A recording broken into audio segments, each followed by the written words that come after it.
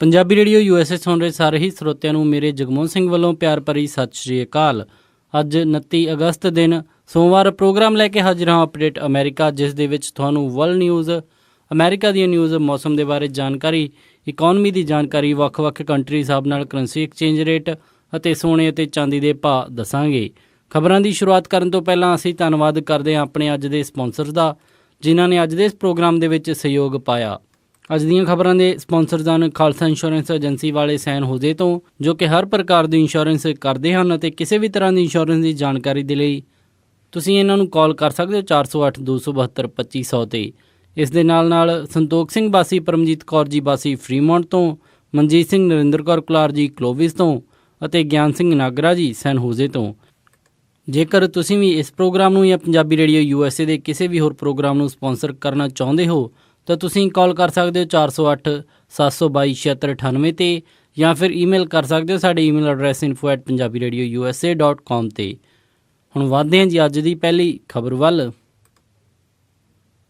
ਅੱਤਵਾਦੀ ਸੰਗਠਨ ਆਈਸਿਸ, ਜੋ ਕਿ ਇਸਲਾਮਿਕ ਸਟੇਟ ਦੇ ਨਾਮ ਨਾਲ ਵੀ ਜਾਣਿਆ ਜਾਂਦਾ ਹੈ, ਉਸ ਦੇ ਦੁਆਰਾ ਕੀਤੇ ਗਏ ਸੁਸਾਈਡ ਬੰਬ ਅਟੈਕ ਦੇ ਵਿੱਚ ਯਮਨ ਦੇ ਵਿੱਚ 54 ਗੌਰਮੈਂਟ ਰਿਕਰੂਟਸ ਮਾਰੇ ਗਏ। ਦੱਸਿਆ ਜਾ ਰਿਹਾ ਕਿ ਇਹ ਸਾਰੇ ਲੋਕ ਸਕੂਲ ਅਤੇ ਮਸਜਿਦ ਦੇ ਸਾਹਮਣੇ ਇਕੱਠਾ ਹੋਏ ਸਨ ਜਦੋਂ ਪਿਕਅਪ ਟਰੱਕ ਉੱਥੇ ਆਇਆ ਅਤੇ ਬਾਅਦ ਦੇ ਵਿੱਚ ਇਹ ਪਿਕਅਪ ਟਰੱਕ ਫੂਡ ਡਿਲੀਵਰੀ ਦੇ ਬਹਾਨੇ ਦੇ ਨਾਲ ਅੰਦਰ ਐਂਟਰ ਕੀਤਾ ਸੀ।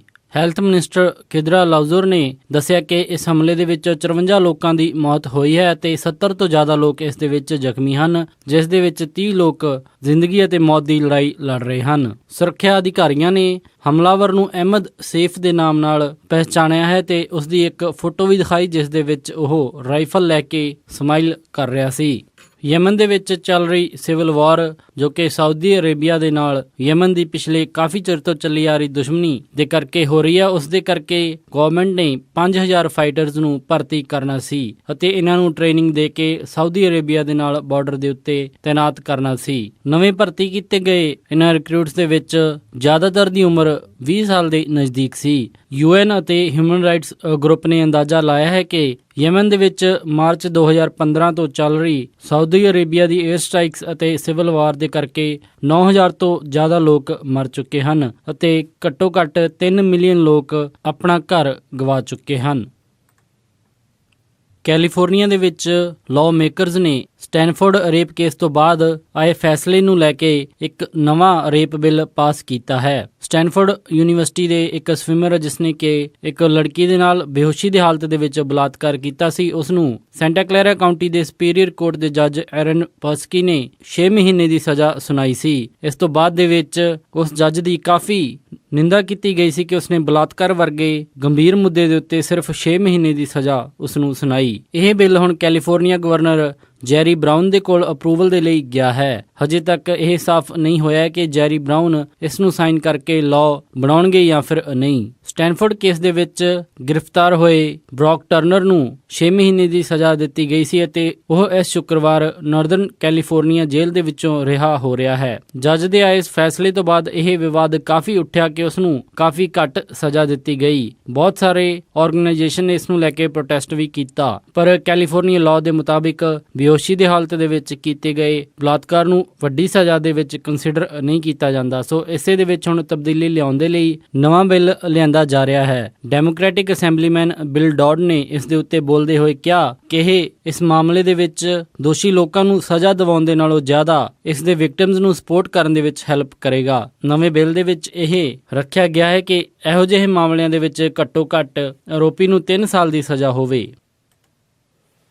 ਆਈ ਇੱਕ ਨਵੀਂ ਖਬਰ ਦੇ ਮੁਤਾਬਿਕ ਹੈਕਰਜ਼ ਨੇ ਇਲੀਨੋਏ ਅਤੇ ਐਰੀਜ਼ੋਨਾ ਦੇ ਵੋਟਰ ਰਜਿਸਟ੍ਰੇਸ਼ਨ ਸਿਸਟਮ ਨੂੰ ਹੈਕ ਕਰ ਲਿਆ ਹੈ। FBI ਨੇ ਇਹ ਅਲਰਟ ਜੂਨ ਦੇ ਵਿੱਚ ਐਰੀਜ਼ੋਨਾ ਆਫੀਸ਼ੀਅਲਸ ਨੂੰ ਅਤੇ ਇਲੀਨੋਏ ਦੇ ਆਫੀਸ਼ੀਅਲਸ ਨੂੰ ਭੇਜਿਆ ਸੀ ਕਿ ਉਹਨਾਂ ਦੇ ਇਲੈਕਸ਼ਨ ਸਿਸਟਮ ਦਾ ਡੇਟਾ ਕੰਪਰੋਮਾਈਜ਼ ਹੋ ਸਕਦਾ ਹੈ। Arizona secretary of state Michelle Reagan ਨੇ ਦੱਸਿਆ ਕਿ ਇਹ ਖਤਰਾ ਕਾਫੀ ਜ਼ਿਆਦਾ ਹੈ ਅਤੇ ਇਸ ਨੂੰ ਦੇਖਦੇ ਹੋਏ ਫੌਰਨ ਤੌਰ ਦੇ ਉੱਤੇ ਡਿਸੀਜ਼ਨ ਲਏ ਗਏ ਹਨ। ਇਸ ਦੇ ਚੱਲਦੇ ਸਟੇਟ ਦਾ ਵੋਟਰ ਰਜਿਸਟ੍ਰੇਸ਼ਨ ਸਿਸਟਮ ਇੱਕ ਹਫ਼ਤੇ ਤੱਕ ਬੰਦ ਵੀ ਰੱਖਿਆ ਗਿਆ। ਪਰ ਬਾਅਦ ਦੇ ਵਿੱਚ ਇਸ ਜਾਂਚ ਦੇ ਵਿੱਚ ਪਤਾ ਲੱਗਿਆ ਕਿ ਹੈਕਰਜ਼ ਨੇ ਪੂਰੀ ਤਰ੍ਹਾਂ ਇਸ ਸਿਸਟਮ ਨੂੰ ਹੈਕ ਨਹੀਂ ਕੀਤਾ, ਬਲਕਿ ਉਹਨਾਂ ਨੇ ਇੱਕ ਇਲੈਕਸ਼ਨ ਆਫੀਸ਼ੀਅਲਸ ਜੋ ਕਿ ਗਿਲਾ ਕਾਉਂਟੀ ਦੇ ਵਿੱਚ ਤੈਨਾਤ ਹੈ ਉਸ ਦਾ ਯੂਜ਼ਰਨੇਮ ਅਤੇ ਪਾਸਵਰਡ ਚੋਰੀ ਕਰ ਲਿਆ। FBI ਨੇ ਜਾਂਚ ਦੇ ਵਿੱਚ ਇਹ ਨਹੀਂ ਦੱਸਿਆ ਕਿ ਇਹ ਹੈਕਰਜ਼ ਰਸ਼ੀਅਨ ਗਵਰਨਮੈਂਟ ਦੁਆਰਾ ਇੰਪਲਾਈ ਕੀਤੇ ਗਏ ਸਨ ਜਾਂ ਫਿਰ ਕੋਈ ਆਮ ਕ੍ਰਿਮੀਨਲ ਹੈਕਰਜ਼ ਸਨ। ਰਸ਼ੀਆ ਅਤੇ ਚਾਈਨਾ ਵਰਗੇ ਦੇਸ਼ਾਂ ਦਾ US ਇਲੈਕਸ਼ਨਜ਼ ਦੇ ਵਿੱਚ ਅਤੇ ਪਾਰਟੀ ਆਪਰੇਸ਼ਨ ਦੇ ਵਿੱਚ ਦਖਲਅੰਦਾਜ਼ੀ ਪਹਿਲਾਂ ਵੀ ਚੱਲਦੀ ਆ ਰਹੀ ਹੈ। ਡੈਮੋਕ੍ਰੈਟਿਕ ਨੈਸ਼ਨਲ ਕਨਵੈਨਸ਼ਨ ਤੋਂ ਕੁਝ ਹੀ ਦਿਨ ਪਹਿਲਾਂ DNC ਦੀਆਂ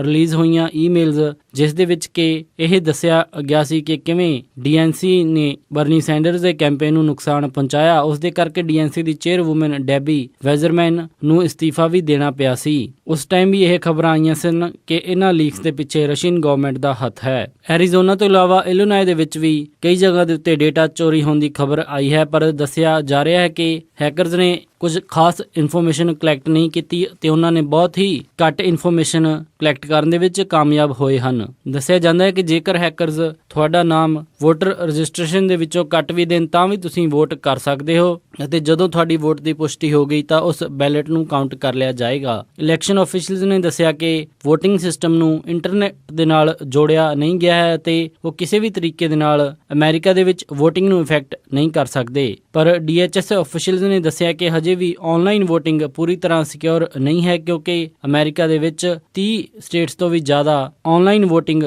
ਹੁੰਦੀ ਹੈ ਅਤੇ ਇਹ ਆਨਲਾਈਨ VOTING ਅਮਰੀਕਾ ਤੋਂ ਬਾਹਰ ਕੰਮ ਕਰ ਰਹੇ ਮਿਲਟਰੀ ਦੇ ਵਿੱਚ ਜਾਂ ਫਿਰ ਹੋਰ ਡਿਪਲੋਮੈਸੀ ਦੇ ਵਿੱਚ ਕੰਮ ਕਰ ਰਹੇ ਲੋਕ ਯੂਜ਼ ਕਰਦੇ ਹਨ ਅਤੇ ਅਧਿਕਾਰੀ ਦੱਸਦੇ ਹਨ ਕਿ ਇਸ ਮਾਮਲੇ ਦੇ ਵਿੱਚ ਉਹਨਾਂ ਦੀ VOTING ਨੂੰ ਕੰਪਰੋਮਾਈਜ਼ ਕੀਤਾ ਜਾ ਸਕਦਾ ਹੈ।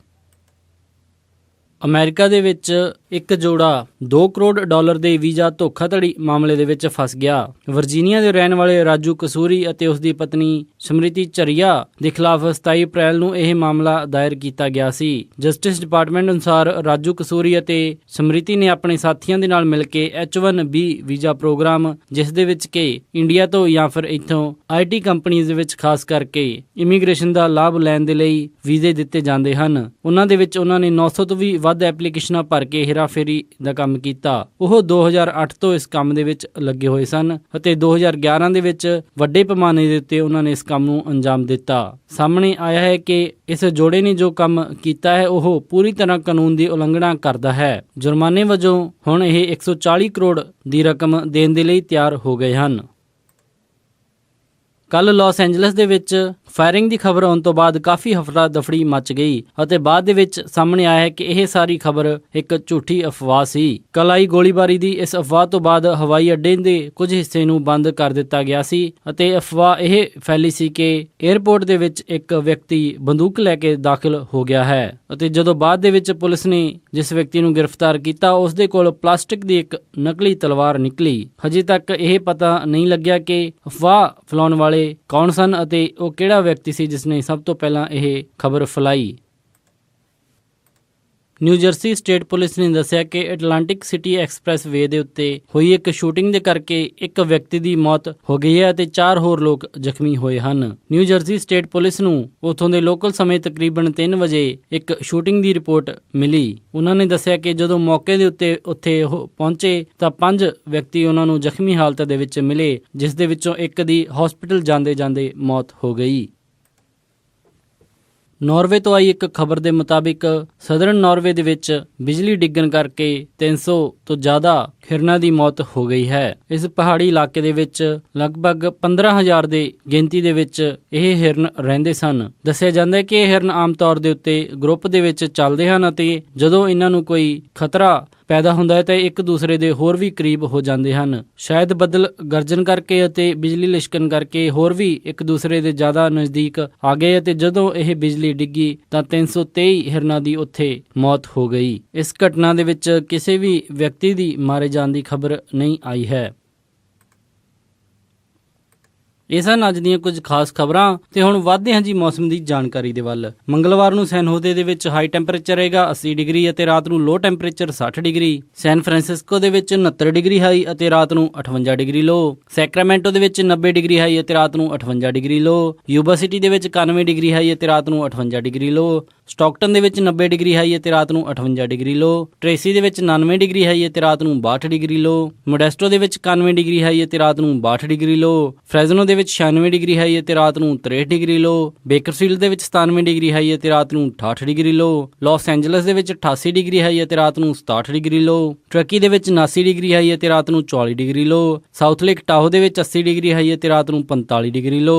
ਪੋਰਟਲੈਂਡ ਓਰੇਗਨ ਦੇ ਵਿੱਚ 77 ਡਿਗਰੀ ਹਾਈ ਅਤੇ ਰਾਤ ਨੂੰ 56 ਡਿਗਰੀ ਲੋ। ਸਿਐਟਲ ਦੇ ਵਿੱਚ 76 ਡਿਗਰੀ ਹਾਈ ਅਤੇ ਰਾਤ ਨੂੰ 58 ਡਿਗਰੀ ਲੋ। ਫਲੈਗਸਟਾਫ ਐਰੀਜ਼ੋਨਾ ਦੇ ਵਿੱਚ 76 ਡਿਗਰੀ ਹਾਈ ਅਤੇ ਰਾਤ ਨੂੰ 48 ਡਿਗਰੀ ਲੋ।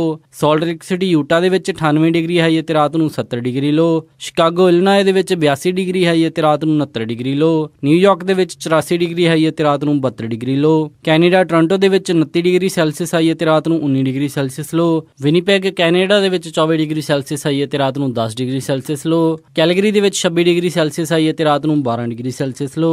ਵੈਨਕੂਵਰ ਦੇ ਵਿੱਚ 22 ਡਿਗਰੀ ਸੈਲਸੀਅਸ ਹਾਈ ਅਤੇ ਰਾਤ ਨੂੰ 15 ਡਿਗਰੀ ਸੈਲਸੀਅਸ ਲੋ। ਪੰਜਾਬ ਅੰਮ੍ਰਿਤਸਰ ਦੇ ਵਿੱਚ 34 ਡਿਗਰੀ ਸੈਲਸੀਅਸ ਹਾਈ ਅਤੇ ਰਾਤ ਨੂੰ 24 ਡਿਗਰੀ ਸੈਲਸੀਅਸ ਲੋ। ਮੈਲਬਰਨ ਆਸਟ੍ਰੇਲੀਆ ਦੇ ਵਿੱਚ 16 ਡਿਗਰੀ ਸੈਲਸੀਅਸ ਹਾਈ ਅਤੇ ਰਾਤ ਨੂੰ 12 ਡਿਗਰੀ ਸੈਲਸੀਅਸ ਲੋ। ਲੰਡਨ ਦੇ ਵਿੱਚ 24 ਡਿਗਰੀ ਸੈਲਸੀਅਸ ਹਾਈ ਅਤੇ ਰਾਤ ਨੂੰ 12 ਡਿਗਰੀ ਸੈਲਸੀਅਸ ਲੋ। ਬਰਲਿਨ ਦੇ ਵਿੱਚ 23 ਡਿਗਰੀ ਸੈਲਸੀਅਸ ਹਾਈ ਅਤੇ ਰਾਤ ਨੂੰ 11 ਡਿਗਰੀ ਸੈਲਸੀਅਸ ਲੋ। ਅਤੇ ਫਰਾਂਸ ਪੈਰਿਸ ਦੇ ਵਿੱਚ 26 ਡਿਗਰੀ ਸੈਲਸੀਅਸ ਹਾਈ ਅਤੇ ਰਾਤ ਨੂੰ 13 ਡਿਗਰੀ ਸੈਲਸੀਅਸ ਲੋ ਰਹੇਗਾ ਜੀ। ਇਹ ਸੀ ਜੀ ਮੌਸਮ ਦੀ ਜਾਣਕਾਰੀ। ਹੁਣ ਵਧਦੇ ਹਾਂ ਜੀ ਸਟਾਕ ਮਾਰਕੀਟ ਦੀ ਇਨਫੋਰਮੇਸ਼ਨ ਦੇ ਵੱਲ। ਸੋਮਵਾਰ ਨੂੰ ਕਲੋਜ਼ਿੰਗ ਦੇ ਸਮੇਂ ਡਾਓ ਜੋਨਸ 107 ਅੰਕ ਵੱਧ ਕੇ 18,502.99 ਤੇ ਬੰਦ ਹੋਇਆ। ਨੈਸਡੈਕ 13 ਅੰਕ ਵੱਧ ਕੇ 5,232.33 ਤੇ ਬੰਦ ਹੋਇਆ। S&P 11 ਅੰਕ ਵੱਧ ਕੇ 2180.38 ਤੇ ਬੰਦ ਹੋਇਆ ਅਤੇ ਵਿਲਸ਼ਾਇਰ 5000 22,657.02 ਤੇ ਬੰਦ ਹੋਇਆ। ਅੱਜ ਦਾ ਸਭ ਤੋਂ ਮਸ਼ਹੂਰ ਸਟਾਕ ਟੈਸਲਾ ਕੰਪਨੀ ਦੇ ਰਿਹਾ, ਜਿਸ ਦੀ ਕੀਮਤ 215.15 ਰਹੀ। ਕਰੰਸੀ ਐਕਸਚੇਂਜ ਰੇਟ ਦੇ ਵਿੱਚ ਇੱਕ US ਡਾਲਰ ਦੀ ਕੀਮਤ ਰਹੀ 67 ਰੁਪਏ 11 ਪੈਸੇ, ਇੱਕ ਕੈਨੇਡੀਅਨ ਡਾਲਰ ਦੀ ਕੀਮਤ ਰਹੀ 51 ਰੁਪਏ 53 ਪੈਸੇ, ਬ੍ਰਿਟਿਸ਼ ਪਾਉਂਡ ਦੀ ਕੀਮਤ ਰਹੀ 87 ਰੁਪਏ 91 ਪੈਸੇ, ਇੱਕ ਯੂਰੋ ਦੀ ਕੀਮਤ ਰਹੀ 75 ਰੁਪਏ 2 ਪੈਸੇ, ਆਸਟ੍ਰੇਲੀਅਨ ਡਾਲਰ ਦੀ ਕੀਮਤ ਰਹੀ 50 ਰੁਪਏ 80 ਪੈਸੇ, ਨਿਊਜ਼ੀਲੈਂਡ ਡਾਲਰ ਦੀ ਕੀਮਤ ਰਹੀ 48 ਰੁਪਏ 72 ਪੈਸੇ, ਇੱਕ ਸਿੰਗਾਪੁਰ ਡਾਲਰ ਦੀ ਕੀਮਤ ਰਹੀ 49 ਰੁਪਏ 37 ਪੈਸੇ, ਬਹਿਰੀਨੀ ਦਿਨਾਰ ਦੀ ਕੀਮਤ ਰਹੀ 178 ਰੁਪਏ 2 ਪੈਸੇ, ਇੱਕ ਕੁਵੈਤੀ ਦਿਨਾਰ ਦੀ ਕੀਮਤ ਰਹੀ 222 ਰੁਪਏ 80 ਪੈਸੇ। ਸੋਨੇ ਦਾ ਰੇਟ $1322.77 ਪਰ ਆਉਂਸ ਰਿਹਾ ਅਤੇ ਚਾਂਦੀ $18.77 ਪਰ ਆਉਂਸ ਰਹੀ।